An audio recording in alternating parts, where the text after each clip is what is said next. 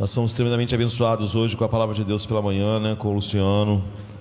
Vamos pedir a Deus que seja assim também à noite. Pai, nós te agradecemos pela tua igreja reunida, Senhor Pai, e nós nos reunimos em torno da tua palavra. Nós, Senhor Pai, nos reunimos para orar a tua palavra, cantar a tua palavra, pregar a tua palavra. Ó Deus, não queremos nada, Senhor Pai, que flua da mente, Senhor Deus, do humanismo secular, Senhor Deus. Nós sabemos, Senhor Deus, que isso são soluções mortais, ó Deus, que envenenam mais ainda a alma e a afasta mais, Senhor Deus, da verdade que ela precisa.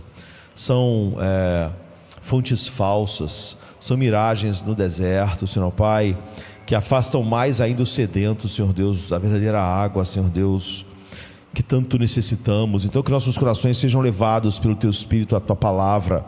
Nós sabemos, Senhor Pai, que ainda que nós levássemos, Senhor Pai, um animal, Senhor Deus, à beira de uma água, não podemos fazê-lo beber, não podemos fazê-lo realmente suprir as grandes necessidades, Senhor Deus. E a mesma coisa é quando pregamos a Tua Palavra. Ó Deus, podemos pregar, Senhor Pai, Tua Palavra pode ser pregada fielmente, mas não podemos, Senhor Pai, levar o homem a beber, Senhor Deus, da verdade, Senhor Pai, a comer, Senhor Deus, e a ser transformado à medida que digere realmente a verdade. Só o Teu Espírito pode fazer isso. Então, ó Espírito Santo, faça em cada coração aquilo que é necessário. Quebre o coração duro, quebrante o coração duro, e depois que o coração tiver quebrantado, fortaleça, Senhor Pai, manifeste a beleza de Cristo, manifeste a Tua glória, de tal maneira, Senhor Pai, que, Senhor Deus, a Tua palavra seja toda poderosa, tanto nos corações quebrados, quanto nos corações duros, para que todos sejam, Senhor Pai, realmente beneficiados nesta noite, em nome de Jesus, amém. Semana passada nós meditamos de manhã e de noite em Tiago, não é? E falamos que íamos fazer alguns sermões aqui, já que alguém tinha falado que não tinha ouvido, apesar de que, como eu disse, depois de décadas, não há nenhum livro da Bíblia que você não tenha pregado, né? E a gente começou então, a gente fez do verso 1 ao 4, né? de manhã, depois fizemos até o 8, de 5 ao 8, e vamos fechar essa primeira parte da carta, do verso 9 ao 12, que diz assim: o irmão de condição humilde deve orgulhar-se da sua alta posição, mas o que é rico deve orgulhar-se da sua humilhação, pois ele passará como uma flor do campo, porque o sol se levanta com o calor escaldante e seca a planta, sua flor cai e sua beleza é destruída. Da mesma forma, o rico murchará enquanto vai tocando seus negócios.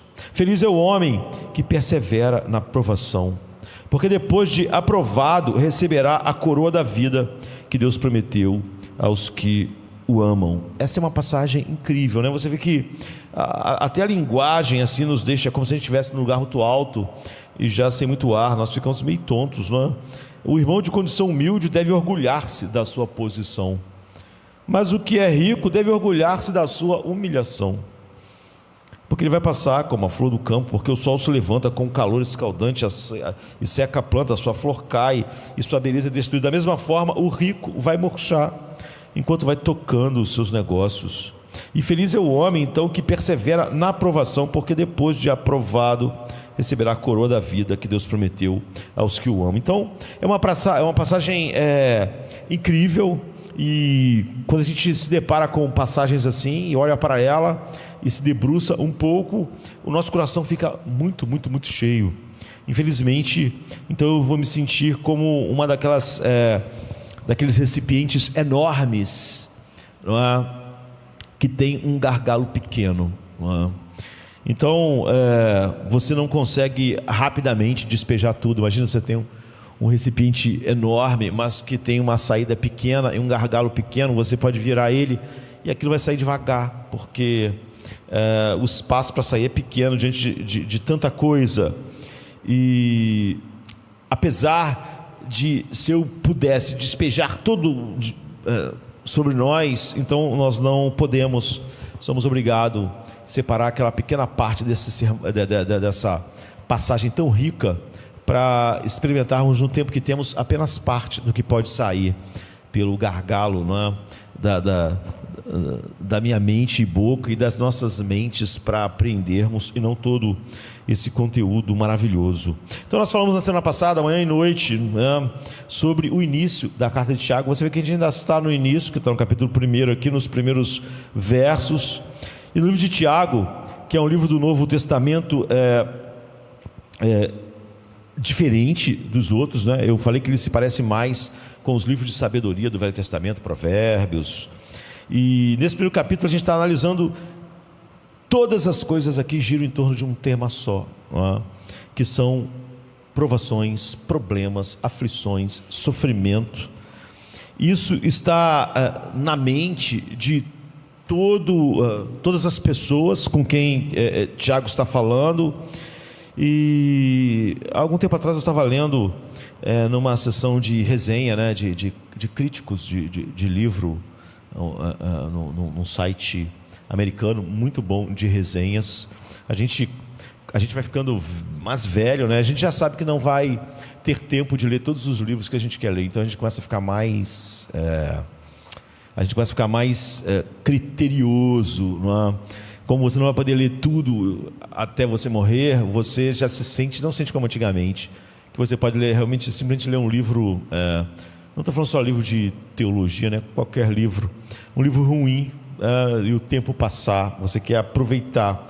Então esses sites que tem lá uma seção de crítica, é bom porque você pode ter uma ideia, não só uma sinopsezinha de quem quer vender o livro, vai falar só coisa que você quer ouvir, mas alguém que realmente faz uma crítica do livro todo e dá uma ideia. Eu leio muitos sites assim, né? Não tem muitos, não tem aqui no Brasil quase, mas eu leio, e havia uma série inteira de livros, e aí eu li alguns por causa da resenha, sobre a teoria da complexidade, que há alguns anos se tornou uma tendência entre cosmologistas e cientistas, em vez de simplesmente a teoria do caos sozinha, cresceu isso. E então lá estava alguns livros que vai falar que, olha, é impressionante, não teríamos vida orgânica, não teríamos mundo, não teríamos civilização se tudo não acontecesse de forma exata. Qualquer coisa um pouquinho para lá acabava com tudo, tanto na vida orgânica, tanto essa teoria usada na economia, em tudo. Então precisava de ser de forma exata, de tal maneira que se no início do universo tivesse determinada temperatura acima do que então todas as coisas não iam ser como são. Tudo necessita de uma complexidade, mas muito refinada, para poder dar os resultados que deram. Então a teoria da complexidade diz que parece haver quase como um plano no universo, não é? E esse ajuste fino. Só que quem escreveu aqueles livros não são cristãos, eram cientistas falando. Mas o crítico, que era o que eu estava lendo, não era os livros, mas os críticos falando sobre os livros. Mas, como eu falei, não sinopse, críticas grandes, né? E o crítico simplesmente não suportava mais, ele diz, esses vários livros que falavam a respeito disso, e essa ideia de que parece haver uma ordem, de que parece haver um plano por trás. Eu achei interessante o argumento do crítico, porque aquilo ali perturbava ele, que ele não suportava mais aquilo. E ele diz: se existe um plano, por que há tanto sofrimento nele, no mundo? Se existe um plano por trás do universo, por que então ele está cheio de dor e de sofrimento? E eu acho essa uma conclusão muito comum, não é? Não às vezes colocada de maneira tão complexa como o crítico estava colocando, mas você vê isso na mente, na média das pessoas e dos cristãos também. Se uma coisa é muito ruim, eu penso que aquilo ali não é um plano, aquilo é um acidente, aquilo é uma tragédia, não é? Não consigo ver um plano que inclua, porque normalmente quando a gente faz plano, os nossos planos, eles são muito assim, nossos planos é tudo dar certinho, não é? Então no nosso plano nunca tem dor, nunca tem sofrimento, nunca tem perda, porque a gente planeja, ainda bem que a gente não é a mente por trás dos planos, né? A gente planeja tudo assim, tudo muito superficial, né? Então a gente não vê nenhum lugar para isso. E é o que ele estava dizendo, ele, olha, eu não vou nem discutir os temas em si, porque eu não sou um cientista como eles, eu só vou dizer o seguinte: se houvesse um plano, por que há tanto sofrimento, por que há tanta dor? Então, você vê a reclamação dele, na verdade não tinha nada com a teoria da complexidade, ele nem estava querendo refutar o cientista, mas o crítico simplesmente não suportava sequer uma discussão sobre a ideia de que talvez houvesse um plano por trás de tudo, um plano para o mundo, porque haveria, se houvesse um plano realmente, tanta dor.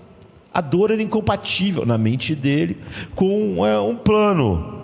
E nós somos assim.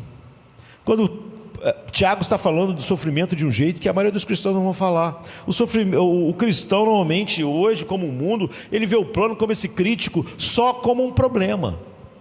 Qual o plano disso? Para que eu preciso disso na minha vida? Por que aconteceu isso?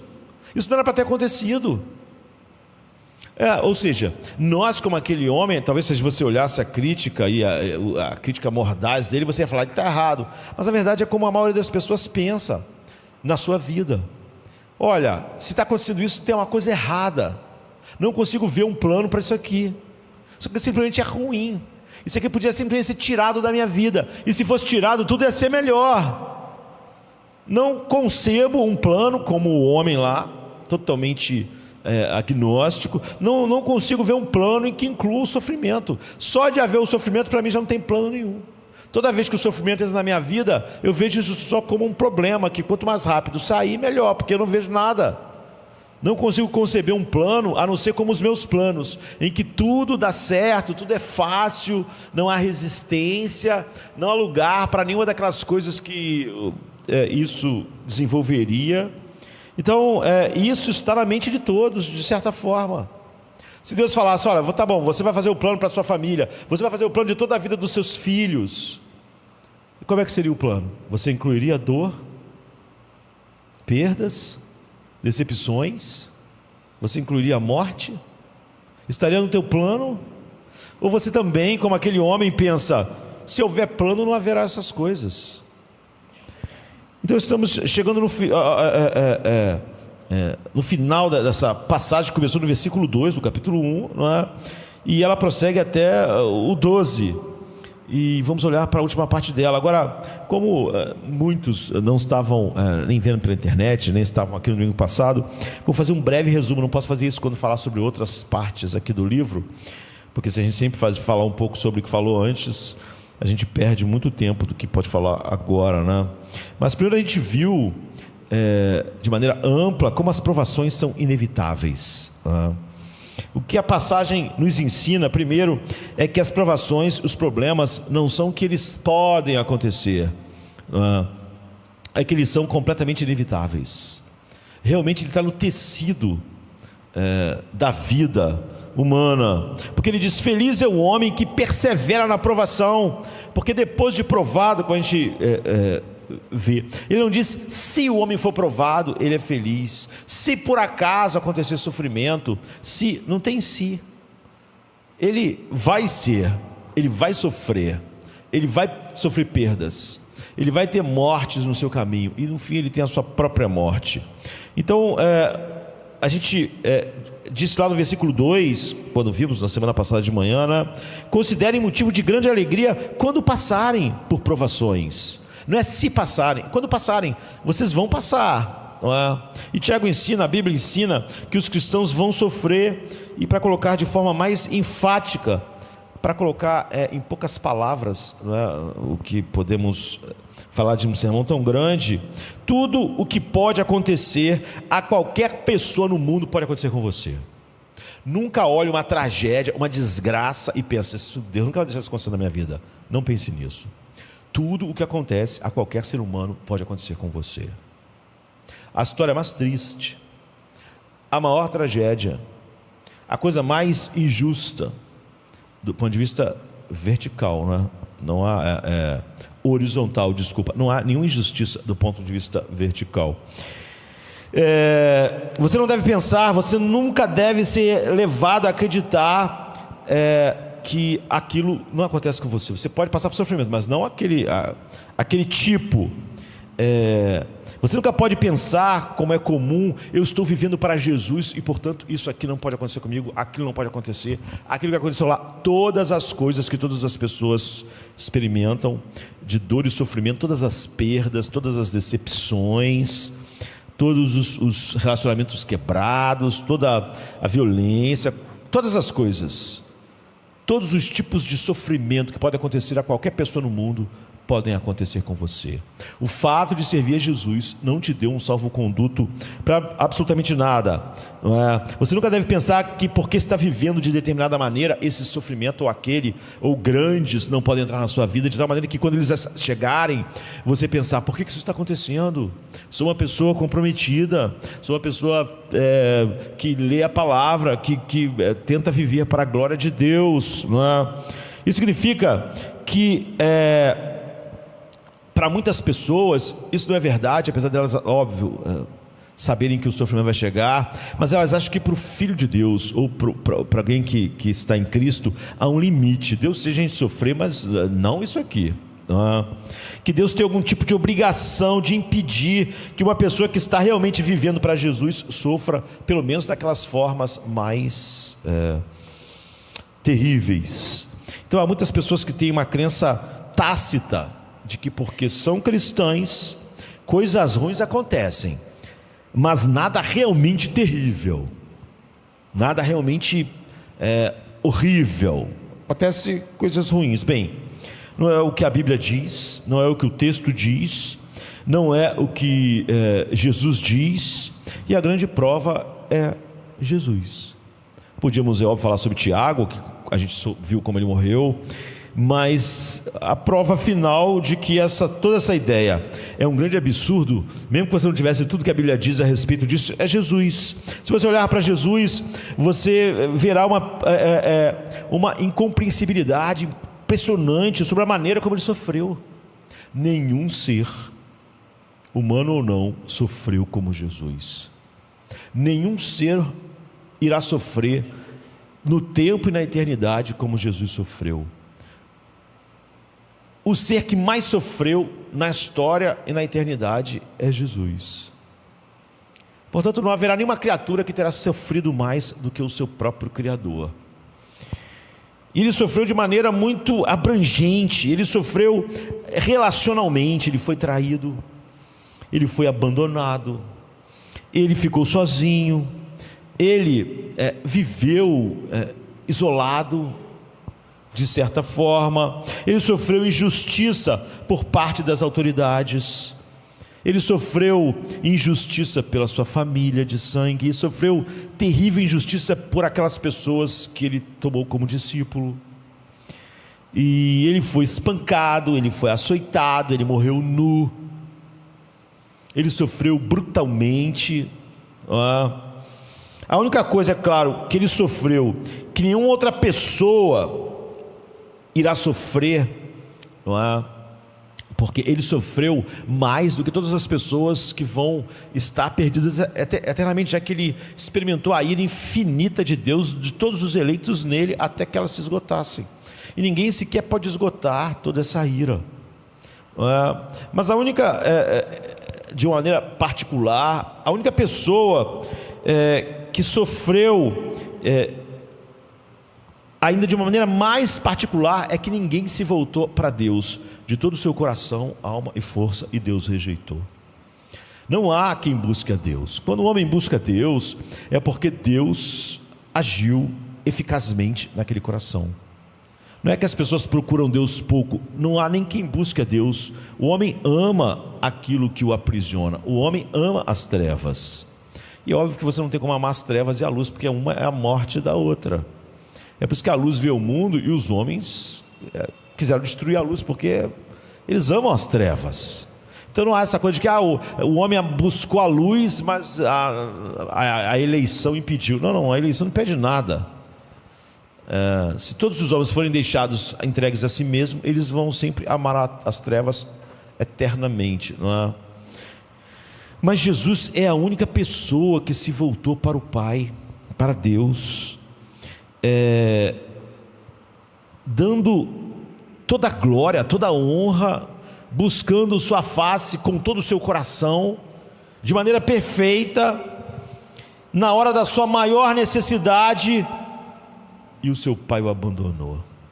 Jesus foi a única pessoa que Deus abandonou, estando perfeitamente desejando Deus.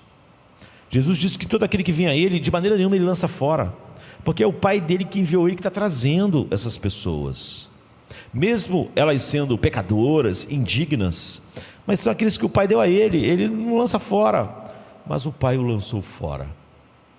Ele, quando buscou em sua agonia infinita, ele encontrou nada, a não ser escuridão e ira. Seu Pai o deixou. Depois disso, ele foi dilacerado. Não há nada que uma pessoa possa sofrer que Jesus Cristo não tenha sofrido, mas no maior abandono, porque como ele amava o Pai infinitamente, esse abandono é um abandono inimaginável para qualquer criatura. Como ele tinha comunhão com o Pai eternamente, a quebra dessa comunhão é a maior quebra, a maior dor imaginável. Se o Deus perfeito foi o ser que mais sofreu, se o Deus perfeito foi o ser que mais sofreu no tempo, e a ira eterna, ele prova que não há limites para que um bom, leal e filho de Deus possa suportar.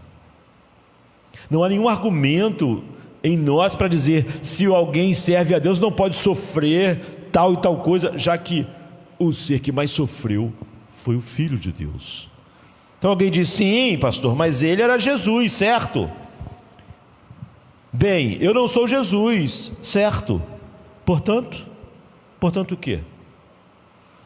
Portanto, o universo te deve algo melhor do que ele devia a Jesus? Você merece algo melhor do que ele merecia? Esse vai ser o portanto? Porque esse é o argumento. Ele era Jesus e eu não. Quer dizer, ele podia, o universo não devia nada a ele.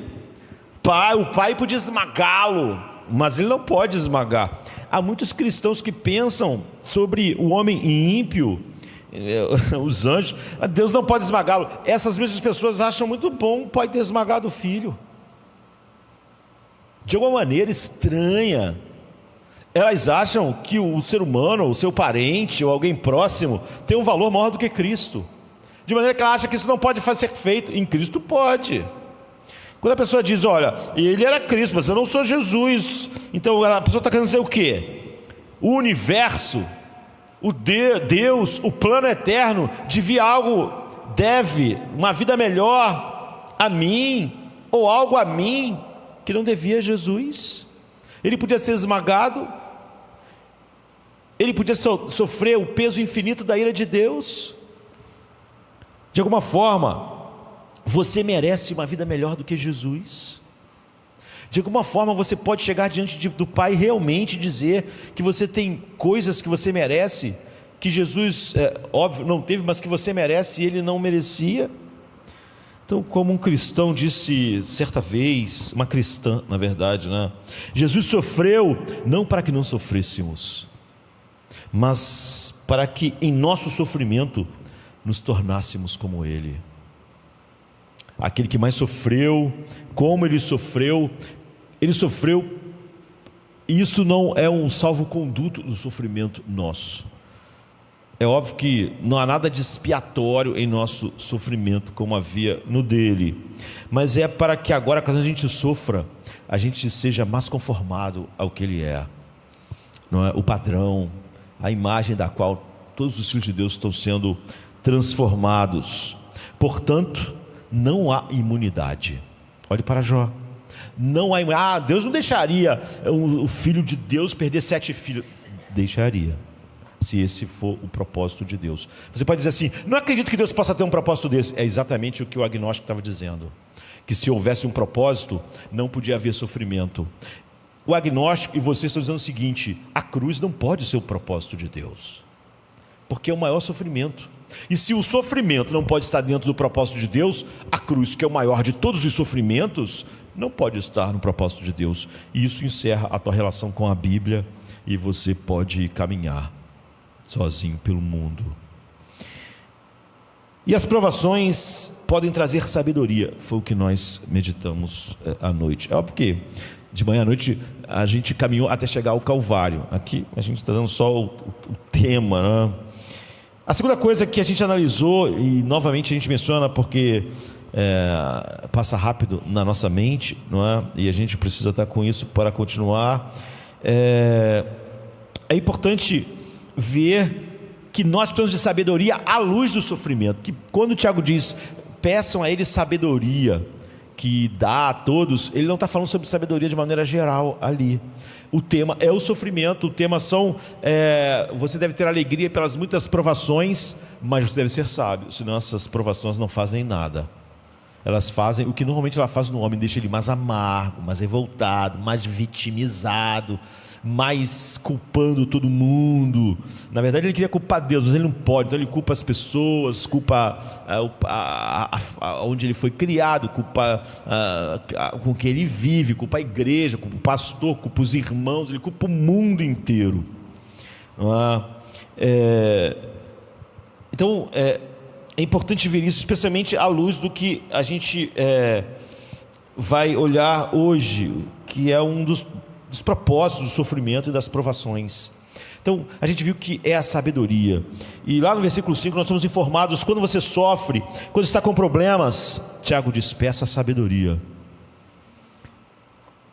Os sofrimentos só são uma bênção transformadora. Se você é tolo, não é.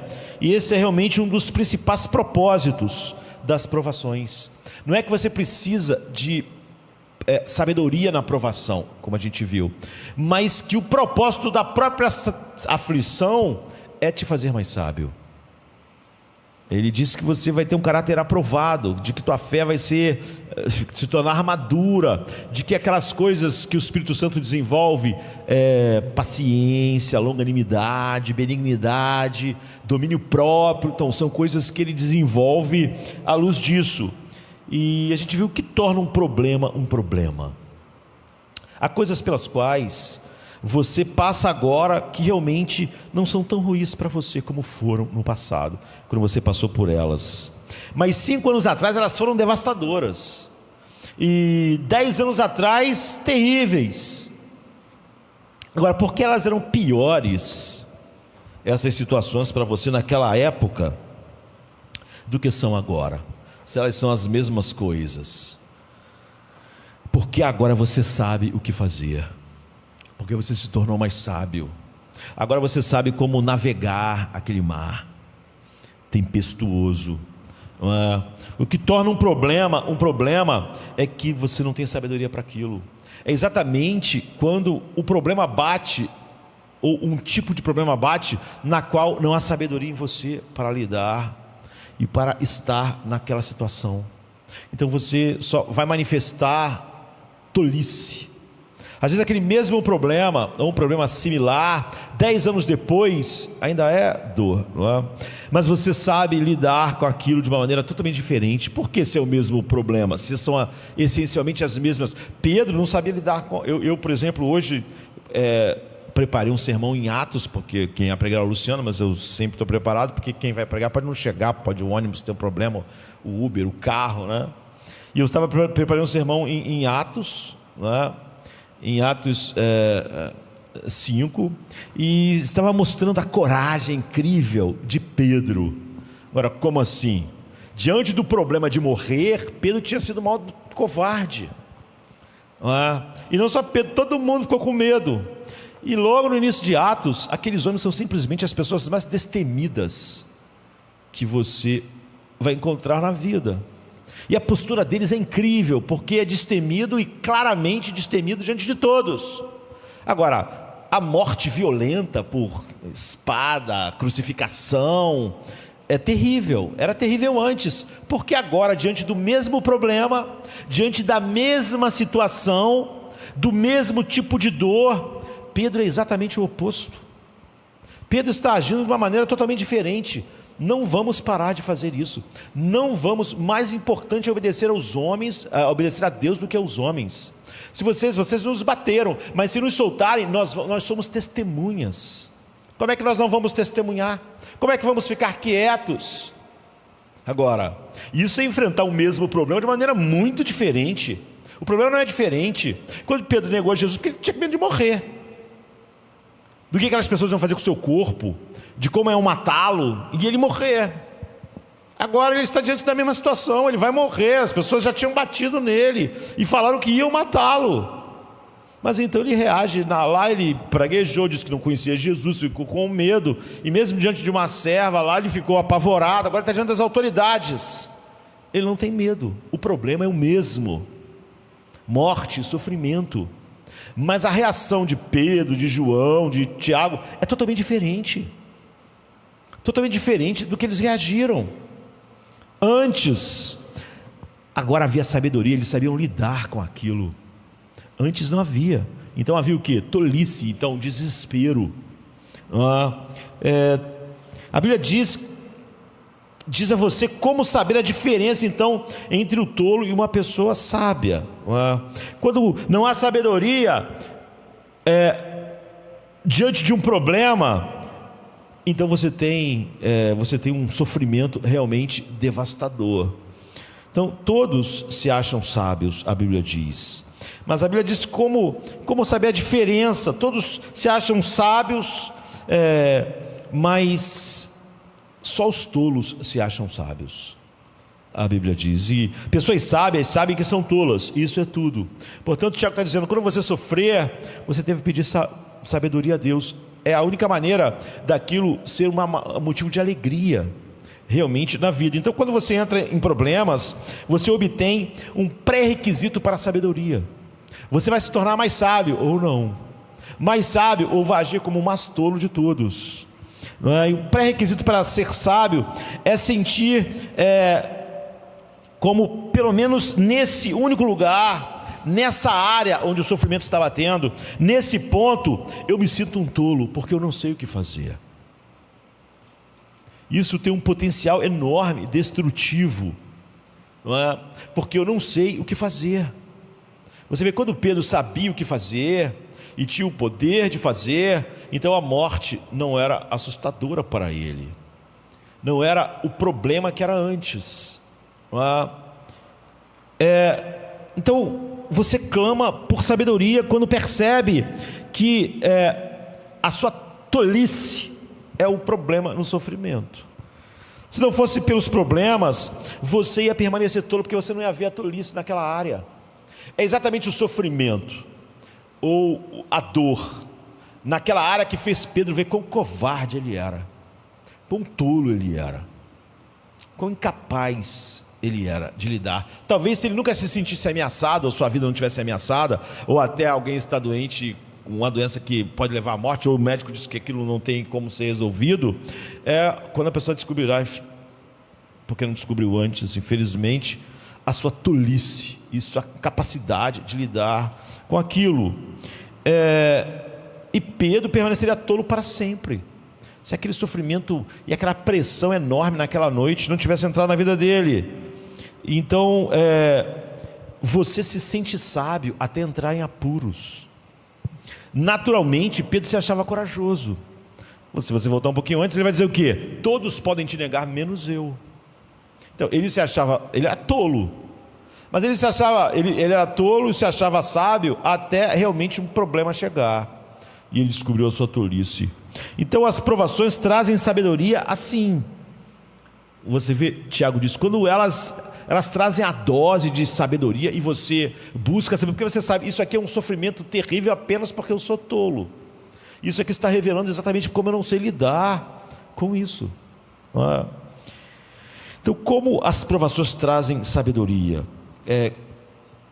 Uma última referência a isso. Algumas pessoas me perguntam sobre isso essa semana, me perguntaram a respeito disso depois dos sermões da semana passada. Há um estudioso famoso, não é, um psicólogo chamado Jeremy Kagan, que é um dos grandes estudiosos do desenvolvimento infantil. Na verdade era, né? Ele morreu em 2021. Ele foi um psicólogo americano, não é? Professor de psicologia de Harvard, e se formou em Yale, então era alguém assim capacitado, e ele é um dos pioneiros da psicologia do desenvolvimento. Em 2001 ele foi listado como entre os maiores psicólogos do século, eminentes do século XX, junto com outros realmente grandes como Jung, né?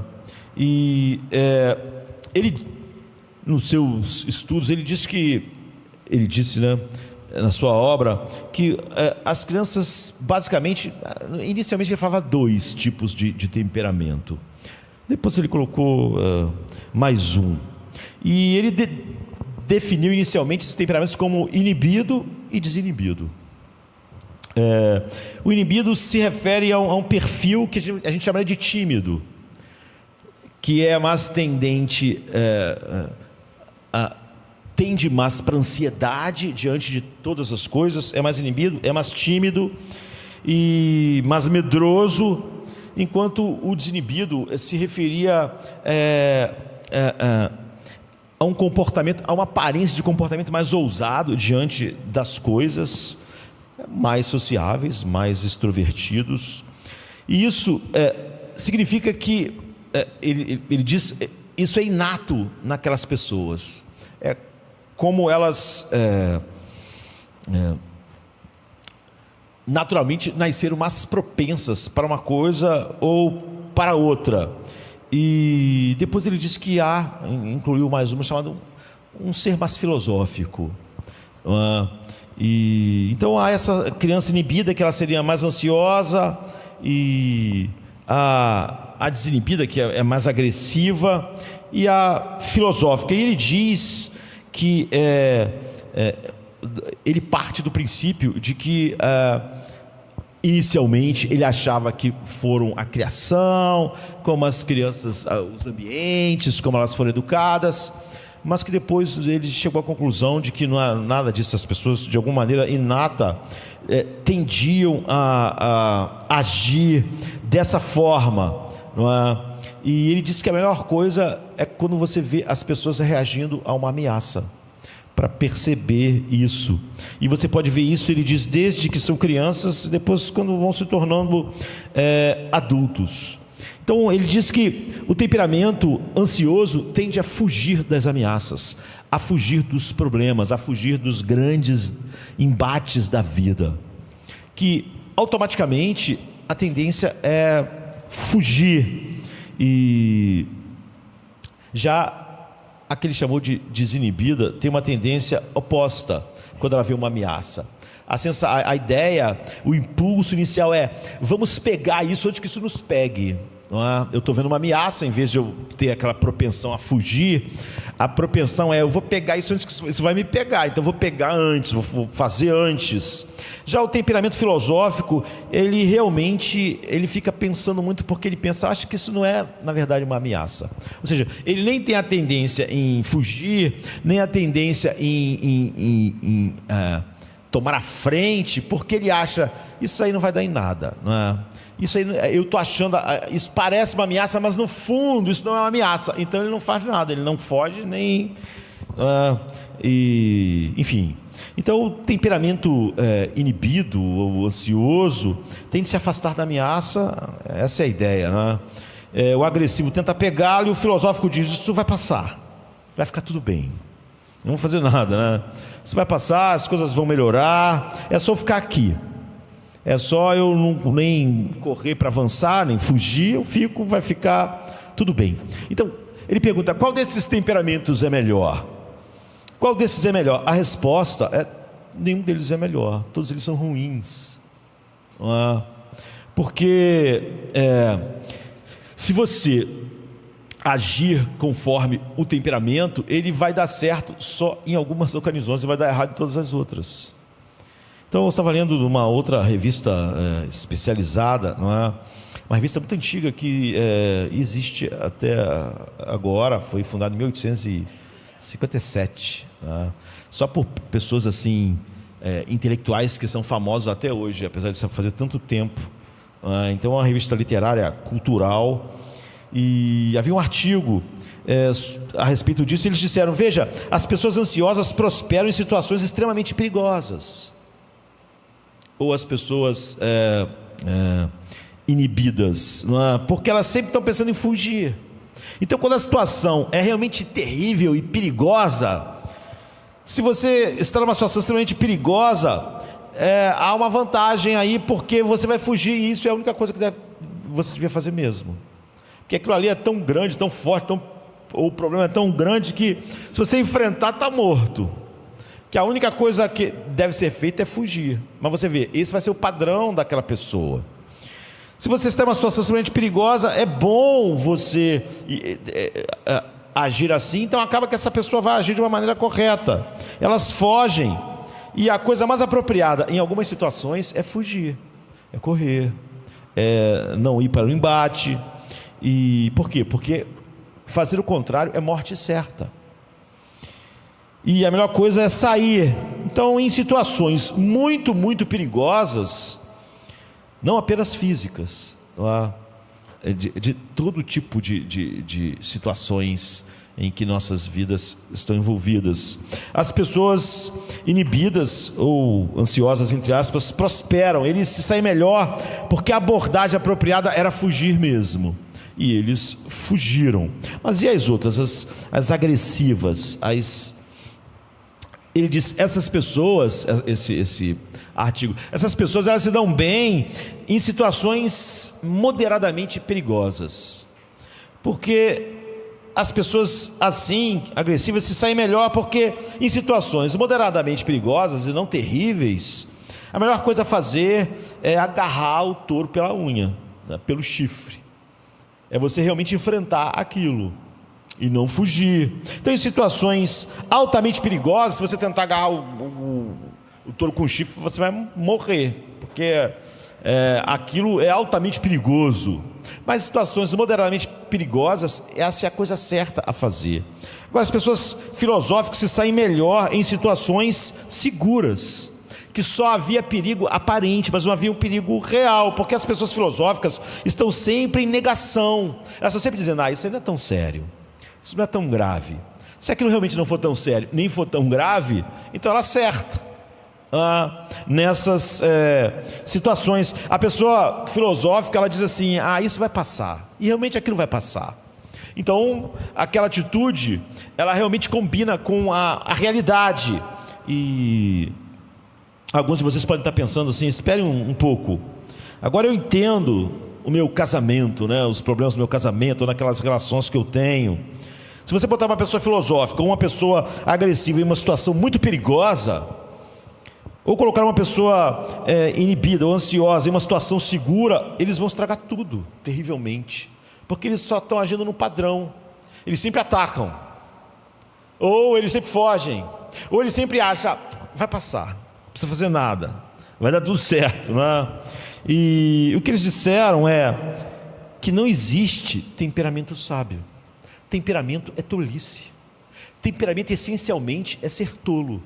Qualquer pessoa que fala: o meu temperamento é esse, já é um tolo, porque até falar sobre o temperamento já mostra que aquela pessoa é tola, mostra que ela sempre age de uma mesma maneira para todas as situações, e isso é o oposto da sabedoria. A sabedoria é o oposto do temperamento, não é? Os temperamentos são maneiras habituais de responder a todas as coisas. O tímido vai responder sempre com a timidez, o agressivo sempre com a agressividade, e o filosófico sempre achando que tudo vai ficar bem. Portanto, nenhum ser humano é sábio, porque eles naturalmente têm uma propensão a agir de uma dessas formas. Ou seja, de outra forma, todo mundo nasceu tolo, e todo mundo, se seguir seu temperamento, é tolo. E quando ele usa o argumento do temperamento, ele é mais tolo ainda, porque o tolo se vangloriando da sua tolice, que é a tolice máxima, né? Porque todos nós vamos estar em situações na vida, e Tiago está falando sobre isso, que muitas das vezes são apropriadas ao nosso padrão natural. Mas muito frequentemente, na maioria das vezes, elas vão ser inapropriadas para a maneira que eu ajo habitualmente. Isso quer dizer que fundamentalmente nós não somos sábios, e a tolice está em quase tudo que a gente faz. E é por isso que é óbvio, tudo à nossa volta é uma bagunça, porque todos estão agindo assim. Então, como eu disse, ele é um dos maiores na área do desenvolvimento infantil, foi, né, na sua obra, como os pais devem lidar com as crianças. Então, uma coisa interessante no artigo é que Kagan, ele admitiu que nos anos 60, 70, ele não acreditava em temperamentos, né? Ele acreditava que se alguém fosse ansioso, ou agressivo, ou filosófico, era só uma questão de má educação. Essa pessoa não foi educada direito, essa pessoa ficou em ambientes, em situações que fez ela ficar assim. E ele via crianças que eram basicamente tolas, e ele disse que lá no início ele sempre dizia: bem, os pais fizeram isso a essa criança, e agora ela vai crescer assim. Porque Kagan tinha uma filosofia humanista que dizia que as pessoas em si mesmas, naturalmente, eram de certa forma não corrompidas, que as pessoas nascem puras, nascem sábias, e que os pais corromperam. Ou seja, o temperamento nada mais era do que uma corrupção que foi feita pela criação, pela sociedade. Mas de fato ele diz que entramos na vida arruinados já, agindo habitualmente em relação à vida de maneira inapropriada, que não é os ambientes, ou os pais, ou as coisas que criam isso, que o ser humano não nasce puro e maravilhoso, e alguma coisa faz isso com ele, que ele já nasce assim, ou seja, ele já nasce essencialmente tolo, tendo uma resposta mais ou menos igual para todas as coisas que vão acontecer na sua vida. Agora, o que eles disseram no final foi: bem, então o que os pais devem fazer? Já que eles não estavam tratando do evangelho aqui, né? E ele diz, tradicionalmente nos anos 60, 70, havia muita conversa sobre como os pais precisavam apenas deixar a criança, deixa ela se desenvolver, não fica cortando aqui, cortando ali, não, você tem que deixar ela, dar o ambiente ali seguro para ela ser o que ela vai ser, porque essencialmente eles, até cristãos acreditam nisso, né? Eles acreditavam que a criança em si é boa, e se os pais não tiverem essas intervenções, não iam causar aquelas deformações, porque as crianças entravam no mundo de certa forma puras e lindas. Agora, eles estavam dizendo lá, esses pensadores, não é? Isso não está certo. O que eles devem fazer? Ele diz, é o contrário. Os pais devem pegar uma criança que é naturalmente tímida e começar a colocá-la em situações desagradáveis para uma pessoa tímida, para que ela saiba agir não como uma pessoa assim nas situações. Ela tem que se tornar mais sábia. Se o pai proteger ela para tudo à sua volta se encaixar na sua resposta padrão, que é a timidez, é a fuga, então ela não vai estar preparada para se lidar com quase nada. Eles disseram, a criança otimista, e que por isso ela é agressiva, porque ela sempre acha que vai pegar o touro pela unha, precisa ser colocada diante de situações terríveis, que ela saiba então que ela não tem como pegar o chifre com a mão, que naquela situação a melhor coisa que tem é fugir. E as crianças que acham que tudo vai se resolver, tem que ser colocada em situações que elas não se resolvam, porque ela precisa entender que muitas das vezes ela não pode achar que tudo vai ficar bem, simplesmente porque as coisas não ficam bem. As crianças otimistas precisam perceber que existem coisas terríveis. E como você faz isso? Eles estavam falando lá com pais, né? Então, os bons pais pressionam seus filhos a aprender uma gama maior de resposta do que elas naturalmente têm para as coisas. A resposta da timidez, a resposta da agressividade, ou a resposta filosófica. Tudo vai ficar bem. Então eles dizem, devem empurrar eles para situações nas quais eles se sentem desconfortáveis. Os pais não devem pensar que devem livrar os filhos das situações desconfortáveis, porque é só na situação desconfortável é que ele é pressionado a agir contra a resposta padrão que ele tem. Se o tímido é colocado em situações em que aquilo não vai funcionar, a resposta padrão dele, ele é forçado a começar a desenvolver uma certa sabedoria nas situações e não agir de maneira tola, que é simplesmente aquilo que é o contrário da sabedoria, que é temperamento, é o que a gente chama de temperamento. E você não pode então aprender sabedoria se fizer apenas o natural. Se a tua resposta sempre é a resposta habitual, a resposta natural, eu sou tímido, eu sou ansioso, então eu sempre respondo assim, então você é um tolo para sempre. Você não pode aprender sabedoria se fizer apenas o que está dentro do que é confortável para a maneira com que você responde às coisas. Então esqueça os pais e os filhos agora e vamos pensar em alguém muito maior e muito melhor. O que são provações? O que são problemas? São situações nas quais seu pai, Deus, está sendo um bom pai. As situações desconfortáveis, as provações de Pedro foram lugares onde Deus estava sendo um pai, como esses pensadores estavam imaginando que um bom pai faria. Pedro é um tolo, ele é um covarde. Eu não vou botar ele em situações sempre em que a covardia dele não apareça, nem a tolice dele, porque ele nunca vai saber que é um tolo. Ele vai ser tolo para sempre, vai sempre dar a resposta padrão. Como ele não está sendo colocado em situações onde essa resposta não funciona, então ele não sabe. Seu pai no céu, eu quando li esse artigo, é isso que vem, imediatamente para a gente, porque a gente está lendo aquilo e a gente também é pai, pais, mães. Muitas das vezes você simplesmente deixa os filhos seguirem o seu caminho. Você está ocupado demais, você está cansado demais para intervir. Você não quer pressionar as crianças em seu ponto fraco, você quer proteger os pontos fracos. Você sempre culpa as situações, ou as outras pessoas, ou as outras crianças, ou a escola, ou enfim. Você não quer sentar com eles porque eles só querem sair daquela situação. Você sabe que tudo que o seu filho quer é sair daquela situação desagradável, e então você só quer tirar ele dela. Você acha que não há nada bom lá para ela realmente, e ela se encontra em uma situação na qual, obviamente, o seu temperamento não se encaixa, e elas simplesmente querem sair de qualquer situação que não se encaixe em seu temperamento. Não importa se é o inibido, o desinibido ou o filosófico. Eles não querem ter nada a ver com aquilo que é tão desconfortável.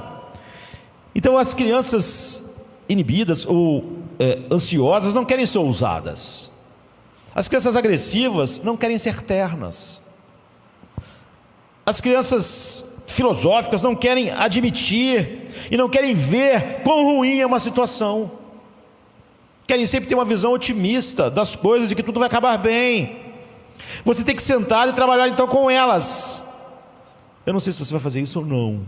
Eu não sei nem se eles que estavam falando, escrevendo obras, fizeram isso ou não. Talvez fracassaram terrivelmente, mas seu Pai Celestial vai.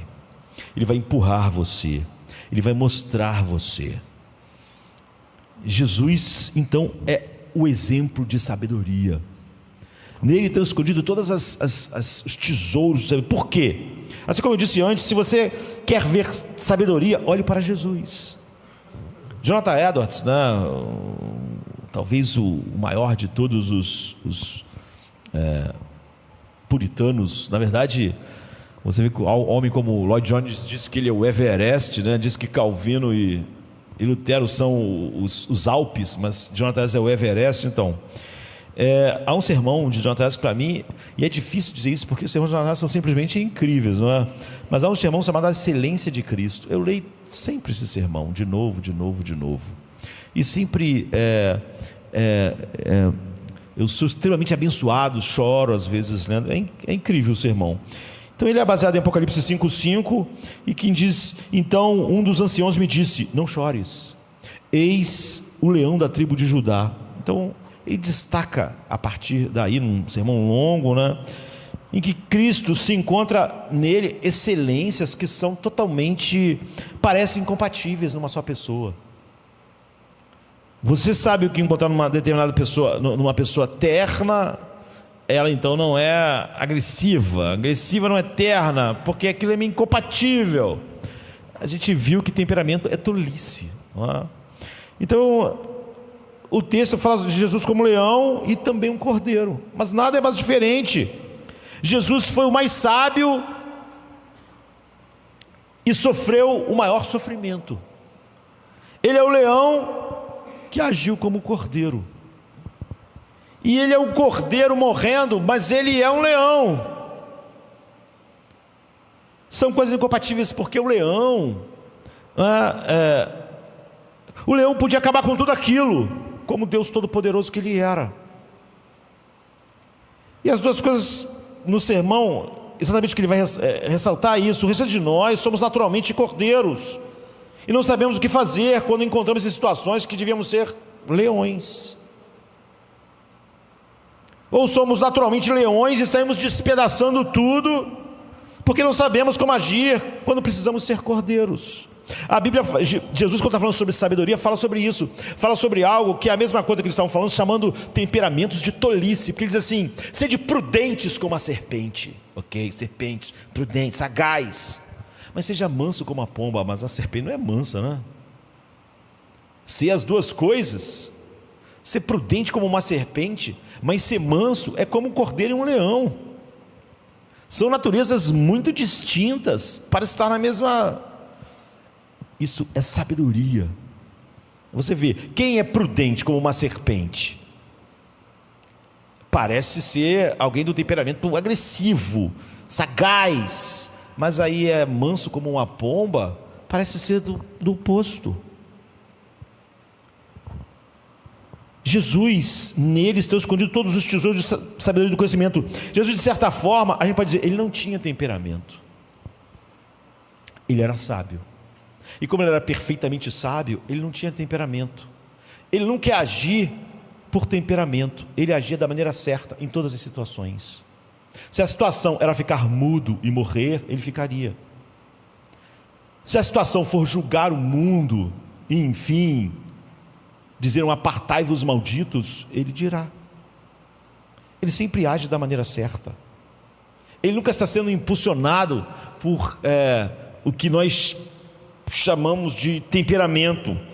Ele era sábio, ele sabia responder quando alguém era sagaz, ele sabia responder com dureza, e sabia responder com doçura. Ele sabia a hora certa sempre de fazer as coisas. Um dia iam jogar ele lá de um lugar, então ele veio para morrer, mas não estava na hora dele morrer. Beleza, então ele saiu do meio deles porque não havia chegado a sua hora. Mas na hora de morrer, ele ficou. Você vê, na hora que iam jogar ele lá do penhasco, ele saiu, ele fugiu, foi embora. Que estavam perseguindo ele num lugar, ele foi para outro lugar, não era a hora ainda. Quando chegou a hora, então ele não foi mais, ele não fugiu. Quando tinha que fugir, ele fugia. Quando tinha que ficar, ele ficava. Quando tinha que ser duro, ele era.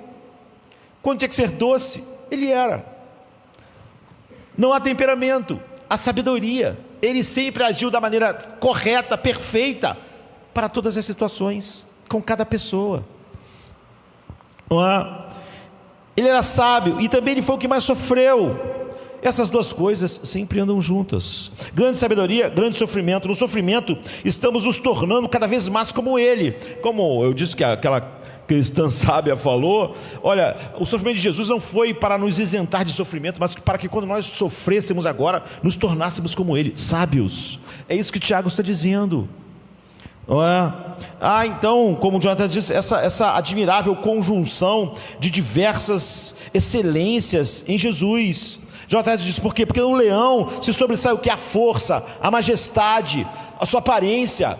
Ele às vezes nem precisa fazer nada, só o seu rugido é o suficiente.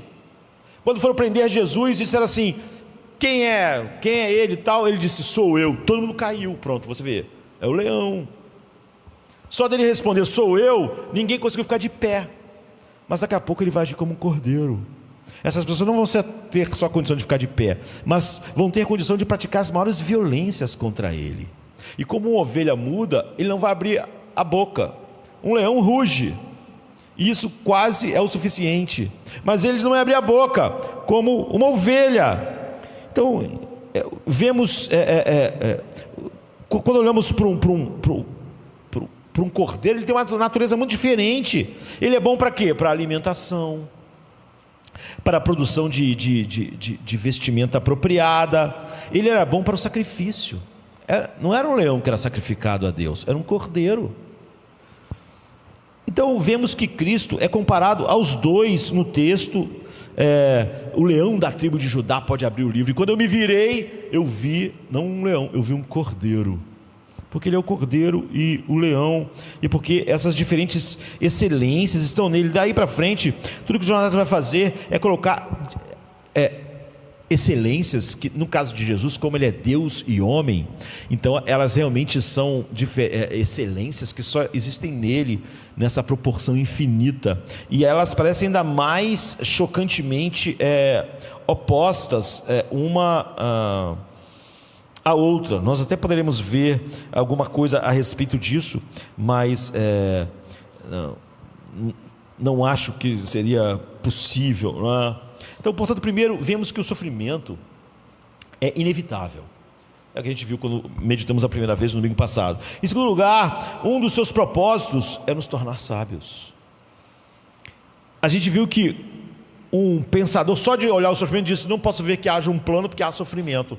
A gente pode ver e criticá-lo, mas quase sempre, se a gente faz um plano, a gente não incluiria sofrimento nenhum, porque no fundo nós pensamos a mesma coisa, de maneira natural, de que se eu faço um plano para a vida faz um plano para a vida do seu filho, como eu disse, você não inclui sofrimento, vai estar tudo certo na vida dele, vai estar sempre tudo bem, aquilo vai fazer dele o homem mais tolo do mundo, mas você é tolo também.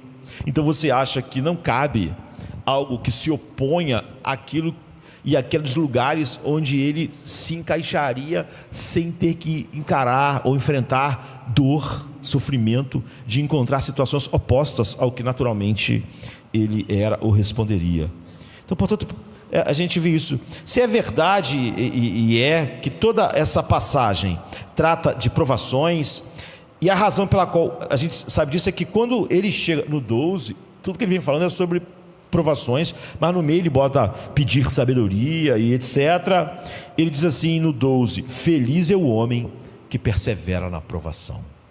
Bendito, na verdade é a palavra, né? Feliz, bendito, abençoado é o homem que a provação não o destrói, porque mostra que havia já sabedoria nele e que ela foi aperfeiçoada, em vez de ele mostrar tolice, que é quando sob a provação você não persevera, você desmorona, fica evidente que você não tinha sabedoria para lidar com aquela situação. Se isso for para o bem da alma, como Pedro descobriu coisas, mas que logo depois ele está enfrentando as mesmas coisas de uma maneira diferente agora, a mesma ameaça, a mesma vida em jogo, porque ele se tornou sábio, será ótimo, não é? Então os versículos 9, 10 e 11 ainda tratam disso, e aqui está o que é estranho sobre isso, porque Tiago, quando está falando sobre tudo isso, ele fala, eu vou dar exemplos, e ele não dá muitos, não é uma carta. Então nesse caso Tiago está nos dando exemplos de como em diferentes situações difíceis de provação, você pode lidar com sabedoria, não com temperamento. Sempre que você lida com temperamento, já não há sabedoria, já há tolice, como a gente viu. Então Tiago nos dá 2 pequenos estudos de casos, para você ver 2 provações bem diferentes, e como lidar com ela. Ele diz assim, considerem motivo de grande alegria, meus irmãos, quando passarem por muitas provações. Aí ele vai dar um exemplo de provação e nos surpreende, porque ele diz, o irmão de condição humilde, ele usa a palavra grega tapeinos, não é? Que realmente significa alguém em adversidade, e às vezes em adversidade econômica, não é? Pobreza. E é a pessoa para quem tudo desmoronou economicamente, de alguma forma. A pessoa foi demitida, ou a sua carreira desmoronou, ou o seu empreendimento desmoronou, e ele lhe diz o que fazer, e a gente pode analisar isso aqui agora um pouco na frente. Mas então ele diz sobre outra provação terrível, e ele diz: o que é rico deve se orgulhar na sua humilhação. Não é interessante? Ele vai dar 2 exemplos agora das provações, e ele fala sobre ser pobre e sobre ser rico. Tiago nos diz que algo que normalmente não sabemos, mas que os antigos, muito mais sábios do que nós, produziram grandes obras a respeito disso. John Flavel, um dos puritanos mais famosos, né? Ele tem obras maravilhosas, e sempre é difícil encontrar a obra dos puritanos, sempre é um resumo, então os originais são em inglês muito antigo, né? Quase parece outra língua. Então há uma obra dele chamada Como Guardar o Coração, e nessa obra John Flavel, ele coloca 12 situações em que o seu coração está mais tremendamente em perigo, as maiores provações para o coração, e você está em lugares muito perigosos espiritualmente, né? Ele diz que durante essas situações, nessas estações, é preciso ser excepcionalmente diligente em guardar o coração. Você precisa ter o tipo de sabedoria que Deus dá para isso, que é o que Tiago disse que é o que você deve pedir, e é o que Deus faz na provação. E são tempos de grande provação, ele diz, e se você não for cuidadoso em situações assim, você vai mostrar a maior tolice de todas, espiritualmente será terrível. Aí ele faz uma lista, e nessa lista está doença ou morte se aproximando, ou um período de intensa aflição, tempos de perseguição. Ele faz a lista, porque ele vai dar 12 e vai dar uma explicação bem ampla. Mas qual é a aprovação que ele bota no primeiro lugar? A número 1. Ele diz: a maior dificuldade é a prosperidade. É onde a tolice mais se manifesta, é onde as pessoas são mais destruídas. Em outras palavras, a Bíblia ensina, Tiago ensina, que o maior problema é não ter problema. O maior problema e o tempo mais perigoso é quando você está sem problema. A maior provação espiritual é não ter provação. Você pode estar pensando: quando aquele irmão está passando por uma provação, então você está passando por uma pior. Você está fracassando, você nem está vendo. É a tolice no seu estado máximo. Você está agindo o tempo todo com as respostas padrão para a prosperidade, que é a tolice, não é? Então o maior problema espiritual é não ter problemas. Esse é o maior perigo espiritual na sua vida. O maior perigo espiritual é a falta de perigo. A maior provação espiritual é a falta de provação. Se Pedro continuasse sem provação, ele sequer saberia quão tolo ele era. Seria terrível se ele continuasse naquela provação do tudo bem, do está tudo bem. Então Bernardo de Claraval, ele colocou da seguinte maneira: rara virtus est humilitas honorata, que significa ver um homem humilde na prosperidade é a maior raridade do mundo. Ver um homem na prosperidade sábio, equilibrado, espiritualmente saudável. E aqui está por quê. Olha o que Tiago diz: o que é rico deve orgulhar-se na sua humilhação. É assim que os ricos se orgulham. Porque rico aqui não está falando que tem muito dinheiro. É assim que você orgulha no que você tem, seu emprego, na sua casa. Você se orgulha na sua humilhação quando olha para eles. O rico deve se orgulhar na sua humilhação, pois ele passará como uma flor do campo. Ele está menos propenso a pensar nisso, a ver isso, né? Porque o sol se levanta com calor escaldante e seca a planta, sua flor cai e sua beleza é destruída. Da mesma forma, o rico vai murchar enquanto vai tocando os seus negócios. Ele está murchando. Aqui está o que há de tão ruim na prosperidade. Quando as coisas estão indo bem, você não consegue ver o verdadeiro motivo para um problema na sua vida. Você acha que a sua vida está ótima, que a última coisa que precisa nela é um problema. Você não vê, de qualquer forma, você não conseguiria ver nada de bom num problema entrando na sua vida.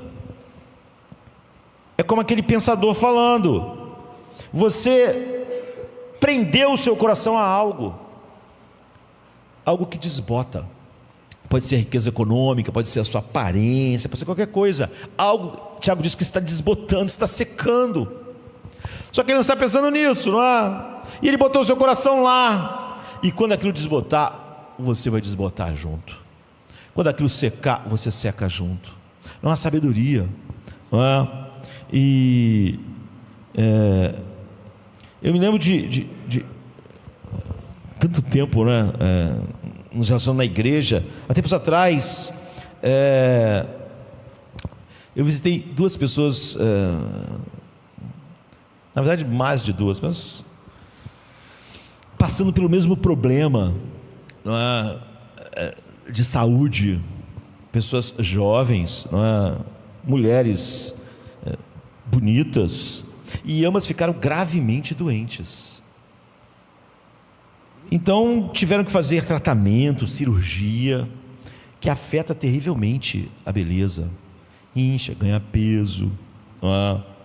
E faz cirurgia, e passa por momentos difíceis, e tratamento. Então você ganha peso, você perde o que você tinha. E isso só é importante para trazer à tona o princípio, né? Não a história em si.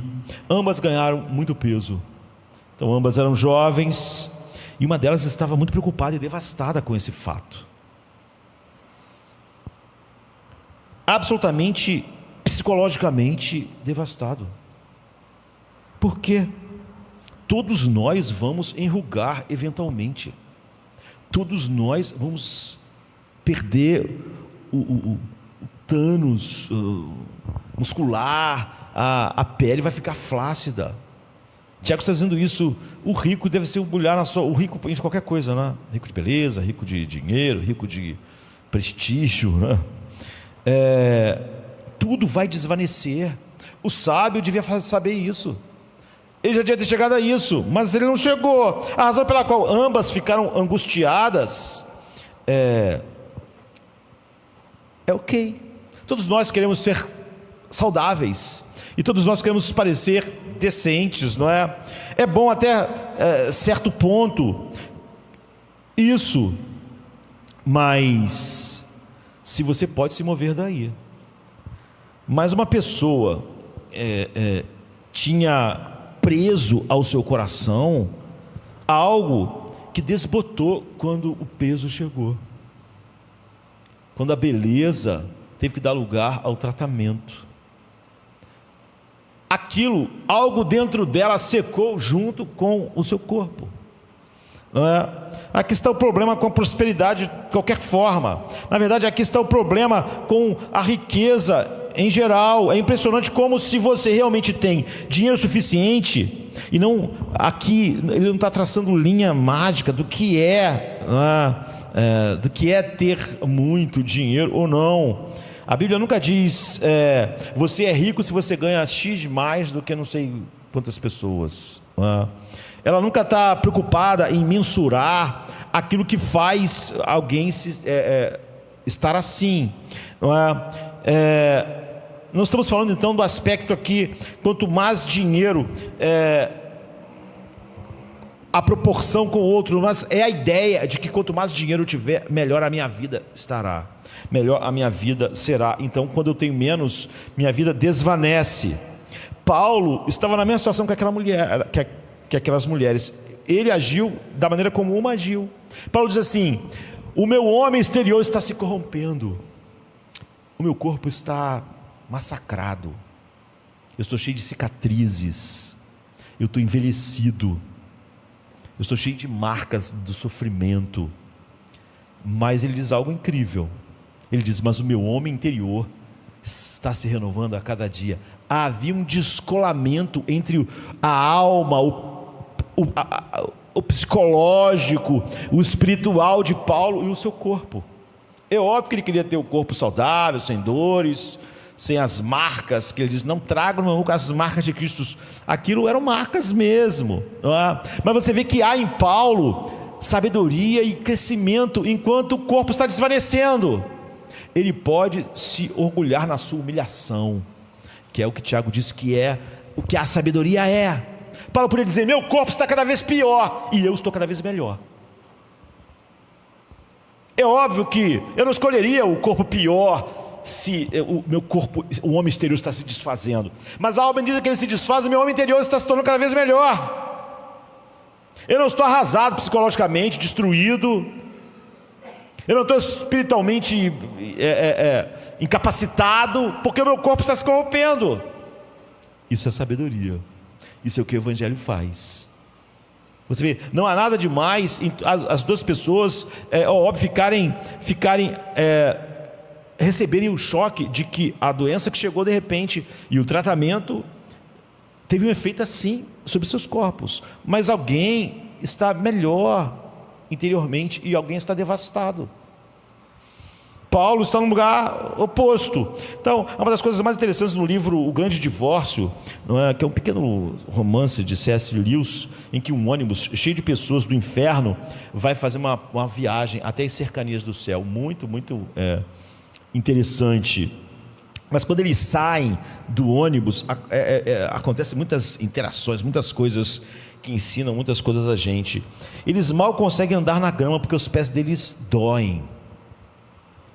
E por quê? Porque o céu é um lugar de coisas que duram, coisas sólidas, não é? O céu é um lugar de coisas sólidas,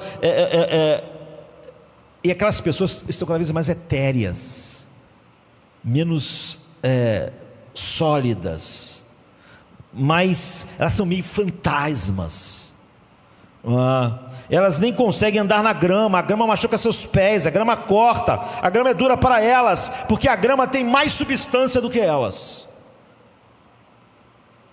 Paulo está dizendo, eu tenho mais substância do que o meu corpo.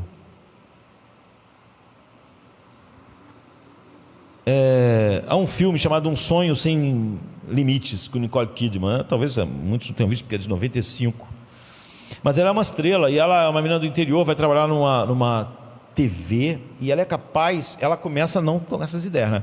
Mas aí depois que ela vai lutando ali para crescer, ela é capaz de tudo, até se envolver num assassinato, para vencer, para ser a apresentadora da televisão que mais faz sucesso. E ela diz algo assim, você não é ninguém se não está na TV. Naquela época não estava essa coisa da internet, né? Você não é ninguém se não está na TV, porque qual é o ponto de fazer algo importante se ninguém está assistindo?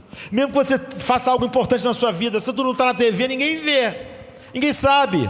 Então, o que importa? Ela está dizendo o seguinte, a TV é realidade, tudo que tu faz fora da TV não é real porque ninguém vê, e o que ninguém vê não é real porque não vai trazer nada. Quem se importa se você está fazendo algo importante, certo, se ninguém está vendo, se ninguém está assistindo? Isso realmente é, como ela diz, não tivesse acontecido. Se as coisas que acontecem na TV, só lá, ela diz, nessa sociedade são reais. O que acontece fora de lá não é real. O que é engraçado, eu li um artigo sobre isso, que disse, essa é uma observação estúpida, mas é impossível de refutar na nossa vida, não é? Ou seja, a minha vida depende das pessoas assistindo. Se elas não estão assistindo, então nada tem graça, nada tem realidade. Johnny Erickson, né, ainda prega, escreve livros, dá palestras, mas ela era uma cristã, ainda na adolescência, de 16 a 17 anos, ela foi mergulhar e ficou tetraplégica, né? E quando tinha 18 anos, ela sofreu um acidente, e ela não só ficou na cadeira de rodas, mas ficou tetraplégica, até hoje, né? Não tem cura para isso. E ela escreveu vários livros, e há um livro chamado além do sofrimento. E ela conta sobre quando isso aconteceu com ela ainda naquela idade, né? E ela foi para um hospital de reabilitação do seu acidente. E eles tentaram ajudar ela de todas as maneiras. Ela disse que tinha uma colega de quarto chamada Denise Walters. E a Denise Walters era uma líder de torcida. Nos Estados Unidos você sabe como isso é importante, né? As meninas, às vezes, desde criancinha querem ser a líder, treinam, os pais dão. E essa menina, a Denise, era uma líder de torcida um ensino médio importante. Ela era conhecida. Ela tinha a mesma idade da Johnny. E a história é a seguinte: ela estava no último ano do ensino médio, em que ela era líder de torcida. Ela era popular, das mais populares, então, ela cheia de vida. E um dia ela estava descendo a escada e tropeçou. E caiu. E ela não entendeu por que ela tropeçou, porque ela não tropeçou em nada. E no final do dia, ela começou a sentir uma dormência nas suas pernas. Ela tropeçou porque ela estava sentindo menos a sua perna do que sentia antes. E ela foi para casa, e quando ela acordou, as suas pernas não funcionavam, no outro dia. E aí, em poucas horas de poucos dias, os seus braços também começaram a formigar, e de repente ela ficou paralisada. E pouco tempo depois ela ficou cega, paralisada e cega. O que estava acontecendo com a Denise era um raríssimo caso, porque já é raro o normal, né? Mas era um raríssimo caso de esclerose múltipla, eu diria cavalar, né? Então ela estava naquele hospital junto com a Johnny. E ela era cristã também, essa menina, a Denise. E no começo, a Denise disse, ela era popular, era a líder de torcida do colégio, então todo mundo ia lá, os amigos iam, todo mundo ia e tal, mas com o tempo foi parando, né? O comentário das pessoas era o quê? Ela vai ser como um vegetal, ela não vai conseguir se mover, ela não consegue ver, ela não vai conseguir fazer nada, porque alguém que não se move e não vê, acontece o quê? E por mais que ela viva alguns anos, vai ser isso, não é? Essa era a vida que agora a Denise tinha com 17 anos de idade. E depois de um tempo, a Johnny, a Erickson, que tinha a mesma idade, estava tetraplégica, não por causa de uma doença, não é? Ela disse que ninguém ia mais lá ver a Denise, a não ser a mãe dela. E sua mãe vinha todos os dias, todas as noites, ela lia a Bíblia. E Denise ainda conseguia falar, com dificuldade. Não era fácil, ela não enxergava mais, nem podia mover os braços e as pernas, mas ainda conseguia falar. E ela falava com sua mãe, falava com as colegas de quarto, como a Johnny, que também era cristã. Mas ela disse que a Denise nunca reclamou. Ela reclamava, apesar de ser cristã. Mas ela disse que a Denise nunca reclamou, nunca falou algo reclamando. Ela sempre estava confiante, sempre dizia, eu sei que Deus tem um propósito nisso. Mas você vê que quase todo crente gosta de dizer isso, até acontecer qualquer coisa que ele diz, eu não consigo entender isso, né? Mas, ou então as pessoas são assim quando está sobre a vida das outras pessoas, não sobre as suas próprias. Mas ela disse que a Denise sempre falava isso, Deus tem um propósito nisso. E a Denise mantinha o seu coração em Deus, mantinha a sua fé, e depois de alguns anos assim, ela morreu, cega e paralisada. E Johnny, depois de um tempo, ela costumava dizer, ela disse que lutou vários anos com isso, porque ela viu a Denise nunca reclamar, sempre dizer que Deus tinha um propósito, e ela ficou anos ali naquela situação e ela morreu. E ela sempre dizia a Johnny, que bem pode sair disso? Que propósito podia ser aquele? Porque absolutamente, mesmo que ela tivesse sido um grande modelo de fé, Johnny disse, mesmo que ela tivesse pelo menos todo mundo tivesse visto, poxa, como a Denise era uma pessoa de fé, como ela nunca reclamou, como ela sempre louvou a Deus, como ela sempre disse que Deus tinha um propósito naquilo. Mas a Johnny disse, ninguém viu, ninguém ia lá, só a mãe dela. Nem isso você pode dizer que a fidelidade dela no sofrimento gerou uma transformação, porque as pessoas viram sua fé. Então um dia Johnny estava sentada com alguns amigos cristãos, né? Sentada, alguém bota ela sentada, ela é tetraplégica, né? E estavam tentando entender, e então ela disse que eles finalmente leram Lucas 15:10, que Jesus diz assim: eu lhes digo que há alegria na presença dos anjos de Deus por um pecador que se arrepende. E Efésios 3:10 diz: as potestades e os principados, o mundo espiritual tem olhos voltados para a igreja. Em Hebreus 4:13 diz: nada em toda a criação está oculta aos olhos de Deus, tudo está descoberto e exposto diante dos olhos daquele a quem havemos de prestar contas. E a Johnny disse que começou a perceber finalmente algo assim, sabe? Ela percebeu que o que você faz em seu coração, ou seja, se é fiel ou não, se está como a Denise agradecendo ou amargo, se está crescendo espiritualmente à medida que o exterior está morrendo, como no caso da Denise foi uma coisa galopante, e o teu interior está florescendo, como o de Paulo, como no caso da Denise. Tudo está sendo observado pelas potestades, pelos principados, pelo mundo espiritual, pelos anjos, pelos demônios. Esta, eu diria, é a cosmovisão cristã. O próprio Deus, você está sempre sendo observado por Ele. Isso é tão grande. Tudo que você faz, e não apenas suas ações, mas o que você pensa em seu coração, está sendo assistido. E se amanhã todo mundo visse tudo que você vai fazer, todos os seus atos, tudo que você dissesse, até que você pensasse que está sendo transmitido, e que todas as pessoas pela internet estão vendo, do seu acordar, do seu dormir, do seu acordar, do seu falar, você pensaria no que ia falar? Você teria cuidado? Bilhões de pessoas estariam assistindo. Isso faria diferença em como você age?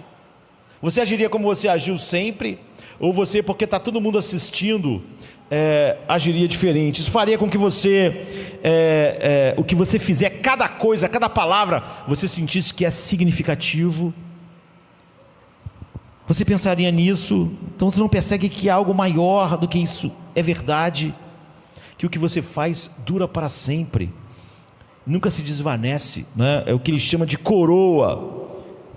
Ele diz: feliz é o homem que persevera sobre a provação, ele receberá a coroa. Ou seja, quem assistiu a Denise? Deus assistiu. Como ele foi honrado pelo coração dela nunca reclamar. Esse não é um propósito suficiente? Quem assistiu Jesus sofrendo sobre a ira de Deus? Ninguém em volta da cruz achava que ele estava debaixo da ira de Deus. Todo mundo só podia ver sofrimentos físicos. Ele estava sob um sofrimento muito maior. E quem assistiu? O Pai assistiu. Os demônios assistiram. Os anjos. Ela sabiamente percebeu que quando a Denise sofreu aqueles anos e morreu, que a ideia dela de que ninguém tinha assistido, porque ela achava que uma coisa só tem propósito de ser a respeito a nós. Mas cada uma das nossas vidas, se realmente pertencem a Deus, é para Ele. Que os anos da Denise, paralisada e cega, sem reclamar, confiando em Deus e glorificando a Deus, foi assistido pelos únicos olhos eternos, e ele ficou satisfeito. É isso que dá significado à nossa vida. A Nicole Kidman disse que se ninguém tivesse assistindo a televisão, o que você faz não tem sentido, porque ninguém está vendo. O que dá sentido final ao sofrimento da Denise não era quantos assistiam, quantas pessoas ficaram anos jogadas num calabouço por causa do evangelho e morreram num calabouço. Não aconteceu nada. Não é? Uma menina dançou e João Batista perdeu a cabeça, ficou preso um tempão. Ah, mas pelo menos os guardas se converteram. Não diz nada disso. Nada disso. Não houve um efeito assim que você possa apontar. Deus viu, Deus foi glorificado. A Joni Eareckson disse que finalmente ela entendeu isso. A Denise glorificou a Deus. ela foi mais conformada a Cristo, que sofreu o inferno na cruz, sofreu a ira infinita, e ninguém estava vendo, ninguém sabia. Pedro não estava achando isso. Pedro só achava que ele estava sofrendo como um homem sofre. Ninguém em volta achava que ele estava sofrendo o que ninguém, nem no inferno para sempre, sofrerá. Ninguém viu, ninguém ficou, ó. As coisas que você faz para Deus são as únicas coisas que realmente duram. O que a Denise fez para Deus vai durar para sempre. O que ela fez cega, paralisada, na sua cama, como ela se alegrou nele. Paulo passava anos preso, ninguém ficava vendo, parecia não ser significativo. O grande benefício das provações e problemas é que quanto mais nos tornamos como Jesus, mais reais nos tornamos. Diferente aquelas pessoas na obra de C.S. Lewis. E quanto mais nós nos tornamos reais, Paulo está dizendo, meu homem interior está se tornando mais real. E apesar do meu corpo exterior estar se desvanecendo, eu me torno mais real à medida que ele está se tornando menos real. Ele vai ir deixando de ser real até ser pó, mas isso não está fazendo nada em mim. As coisas que fazemos para Deus, o caráter de Cristo sendo desenvolvido em nós, o Pai assiste com alegria.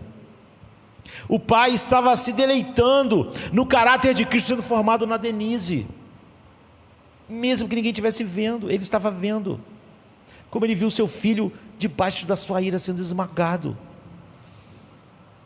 O amor que temos por ele está assistindo. Não precisamos que nosso sofrimento seja ligado a alguma coisa que realmente a gente acha que vale a pena, ou seja, não Deus, mas algum ser humano de alguma forma. A Johnny Erickson disse que ninguém estava lá com a Denise, ninguém assistiu os anos dela lá, a mãe dela toda noite lendo a Bíblia, cada vez ela podendo falar menos.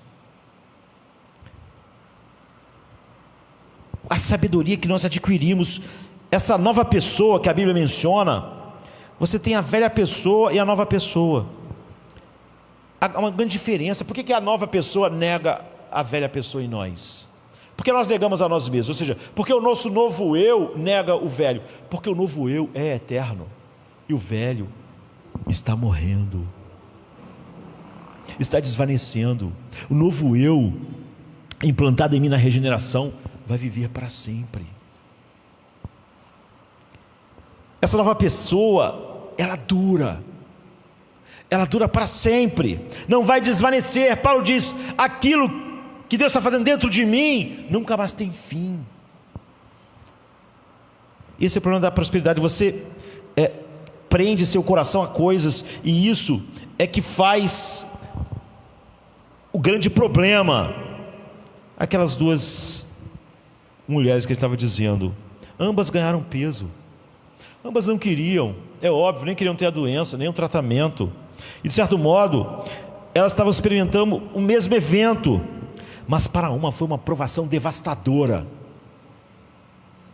Era como se ela estivesse reagindo como Pedro reagiu quando falaram, você estava com ele. Ela estava devastada, ela estava disposta a qualquer coisa, estava amarga. Como Pedro ficou amargo, começou a praguejar, dizer que não conhecia Jesus. A outra estava sob a mesma ameaça como Pedro estava logo depois, mas ela estava agindo como Pedro agiu depois. Ainda era uma ameaça, ainda era perigoso. Por quê? Porque os problemas revelam as coisas passageiras nas quais você está se apoiando, elas estão desvanecendo. As coisas passageiras nas quais você constrói a sua vida, seus problemas são maravilhosos. Tiago está dizendo nesse sentido. Essa é a razão pela qual a falta de problemas é o maior de todos os seus problemas, para mostrar as coisas que te tornam fraco. O problema está mostrando, você é fraco aqui, Pedro, você é covarde. O maior problema era isso não ser mostrado. O problema está mostrando a tua parte que você insistiu, que está desvanecendo. Paulo finalmente entendeu que o seu corpo estava desvanecendo. Enquanto você não entende isso, cada desvanecimento é um drama psicológico. O que você precisa dizer? Jesus sofreu por mim, e o sofrimento dele por mim prova que o amor de Deus está sobre mim antes da fundação do mundo. Eu não tenho valor, e por isso ele me amou, mas porque ele me amou, agora eu tenho valor. A Bíblia diz: a grama seca e as flores caem, mas a palavra do nosso Deus permanece para sempre. Você vê, ele está dizendo: o rico, tudo que você tem seca como a erva. Ao mesmo tempo, a Bíblia usa a mesma metáfora para dizer: a palavra de Deus, tudo seca, mas a palavra de Deus permanece. Se você está firmado na palavra, você está firmado na única coisa que permanece. Todo o resto está secando. Os montes podem parecer que vão durar milhões de anos, mas eles vão desaparecer, e Paulo não vai desaparecer jamais. Uma galáxia parece ser grande, mas ela está indo para a morte, mas Paulo, jamais. É isso que ele estava dizendo. O meu eu que nunca morre está cada vez crescendo. É maravilhoso. Os montes não são nada comparado à vida. Você é mais real do que a montanha, apesar de que a montanha tem passa uma ideia de mais concretude. A forma como você sabe disso é porque ele realmente te amou na eternidade, colocou no seu filho, não é? Paulo diz: ele prova o seu amor para conosco em que Jesus morreu por nós, sendo nós ainda pecadores. É a mesma coisa que Deus disse a Abraão da maneira contrária: você prova que me ama porque você ia me dar o seu filho. Só que ele não matou o seu filho, não é? Mas era só para deixar claro.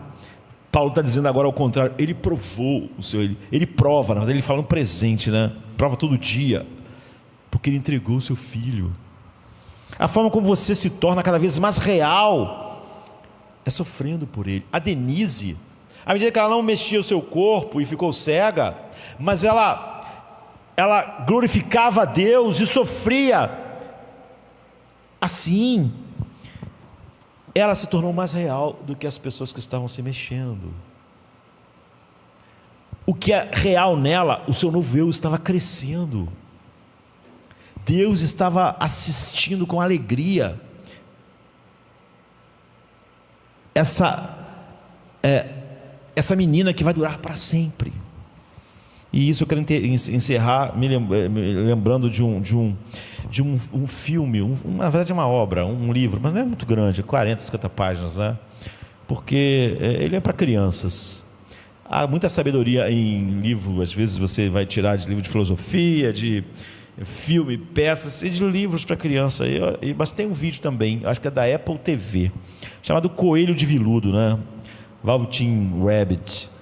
E na verdade o subtítulo é Como Você Se Tornar Real, porque são brinquedos, não é? E são brinquedos falando. Há um cavalo de pano que está falando com um coelho de veludo, e há tanta sabedoria nesse livro para criança, não é? Eles estão conversando, a gente vai encerrar assim. Ele diz assim: quando uma criança ama você por um longo tempo, não apenas para brincar, mas realmente ama você, então se torna real. O cavalo está falando para o coelho de veludo, né? Um cavalinho de pano. Aí o coelho pergunta: isso dói? Perguntou o coelho. Às vezes, disse o cavalo de pano, que sempre é honesto em suas respostas, né? Quando você é real, você não se importa então em se machucar? O coelho diz. Isso acontece de uma vez, como se fosse dar corda, ou aos poucos, essa dor, esse sofrimento. E o cavalo diz: não acontece de uma vez, diz o cavalo de pano, né? Você se torna real, leva tempo. É por isso que não acontece frequentemente com pessoas que quebram facilmente. Elas não têm tempo de ficar real, porque elas quebram rápido, estragam rápido. Qualquer coisa elas, estou destruída, né? Elas não podem sofrer, elas não podem experimentar as provações, porque elas não suportam, elas quebram. Isso é o cavalo dizendo para o coelho de veludo. Não acontece de uma vez, precisa de tempo, de sofrimento. Mas então, se você quebra rápido, estraga rápido, não dá tempo de você se tornar real, porque você não vai ser amado assim. E é por isso que não acontece frequentemente com pessoas que quebram facilmente.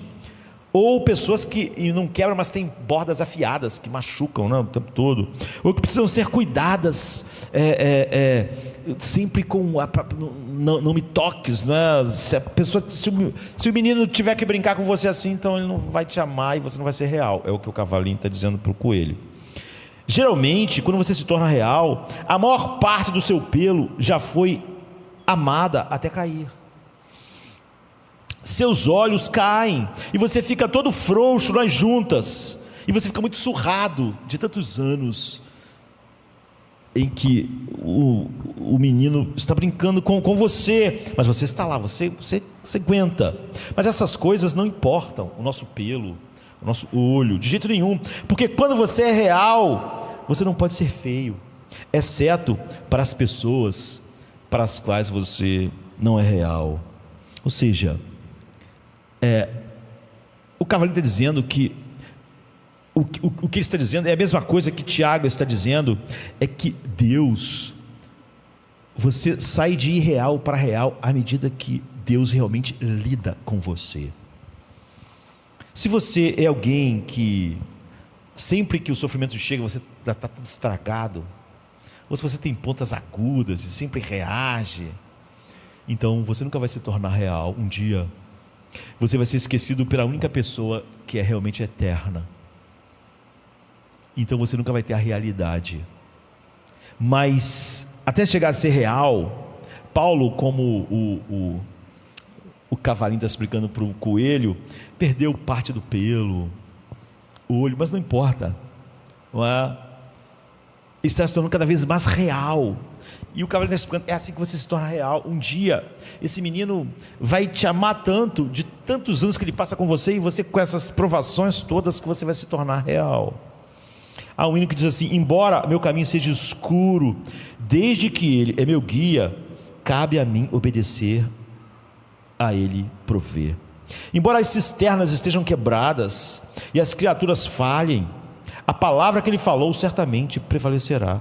Seu amor no tempo passado me impede de pensar que Ele me deixará no fim para afundar em aflições.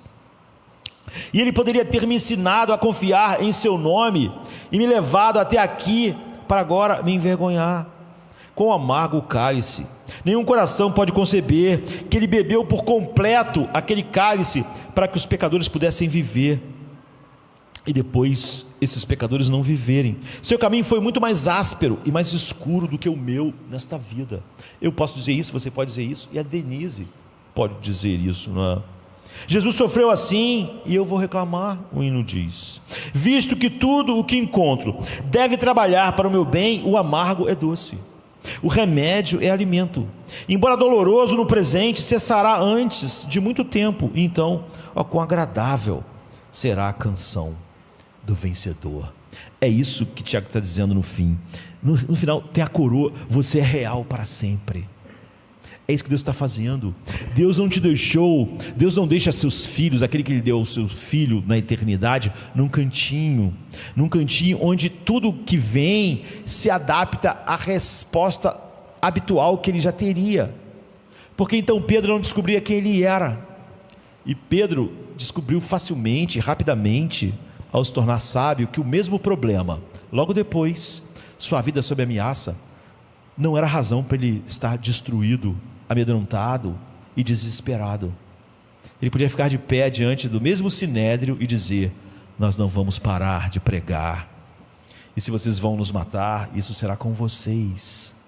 Ainda era algo assustador, ainda era terrível, era o mesmo problema, mas é só a sabedoria que faz a gente lidar com os problemas. Se tornam um grande problema, um drama e uma destruição dentro de nós, porque não somos sábios. Tiago diz: Deus vai nos levar à sabedoria, e para isso Ele vai nos levar ao sofrimento, e não será rápido como a sabedoria do cavalinho de pano.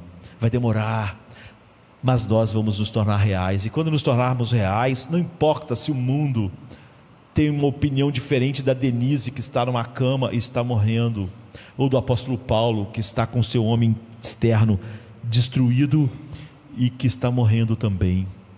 o homem interior dele se renovou, eles se tornaram mais reais, mas eles se tornaram reais para a única pessoa que importa. E como essa pessoa é eterna, agora, como elas são reais para o eterno, elas são reais eternamente. Vamos ficar de pé, vamos orar. Sexta-feira chega trazendo a noite em seu manto. Jesus em súplicas, enquanto Pedro sucumbe ao encanto do sono. Judas, com seu beijo, selou o destino. Traição que esboça o pranto. No silêncio da noite, a esperança parece se esconder, mas o eco do domingo aos poucos começa a nascer. Pilatos em sua indecisão, o sinédrio em conspiração, a turba em escárnio desconhece a ressurreição. Discípulos fugitivos, corações partidos, Maria em lágrimas, Pedro nega, o galo canta, anunciando amanhã que tarda. É sexta-feira, clama a criação, mas o domingo se anuncia, trazendo redenção. Nosso Salvador, sob o peso da cruz, caminha entre a multidão que zomba, sua santidade diminui. A coroa de espinhos, o sangue que escolhe marcas de amor infinito. É sexta-feira, mas a esperança do domingo não está tão distante. Elevado na cruz, entre criminosos, a dor se faz presente. O véu se rasga, a terra treme, o céu escurece, um silêncio envolvente. A pedra colocada, os guardas se postam, a vigília começa, mas a promessa do domingo no coração ainda aquece. É sexta-feira, mas não é o fim. Domingo vem aí com vitória sem fim. A escuridão parece reinar, a morte sorri, certa de sua vitória. É sexta-feira, mas a história ainda não contou, só a glória. O pecado julga ter vencido, a esperança parece falhar, mas a luz do domingo já começa a brilhar. O túmulo agora vazio, a pedra removida, Jesus ressuscitou, trazendo vida. Manhã de domingo, brilha a esperança restaurada. A morte foi vencida, a redenção proclamada. É sexta-feira, mas a alegria vem com o amanhecer. Domingo já chegou, ensinando-nos a renascer. Nosso Salvador, sob o peso da cruz, caminha entre a multidão que zomba sua santidade.